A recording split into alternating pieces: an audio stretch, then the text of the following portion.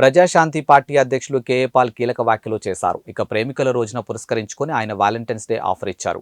ఈ సందర్భంగా ఆయన మాట్లాడుతూ విశాఖ లవర్స్ ఓట్లని తమకేనన్నారు. ఇక కులమతాలకు అతీతంగా ప్రేమించాడన్న కేఏ పాల్ తల్లిదండ్రులను ఒప్పించాలని చెప్పారు. ఇక ఆ తర్వాత పెళ్లి చేసుకోవాలని తెలిపారు. ఇక పేరెంట్స్ కనుక ఒప్పుకోని పక్షంలో తనతో చెప్తే వారిని ఒప్పించి వివాహాలు జరిపిస్తానని హామీ ఇచ్చారు.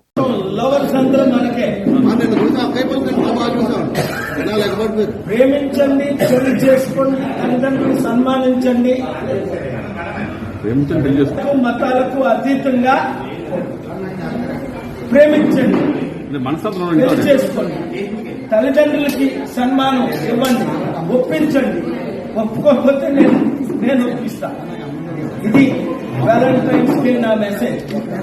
15 కోట్లు నా వైఫ్ దళిత కులాలకి మనకి సంబంధం ఏంటి?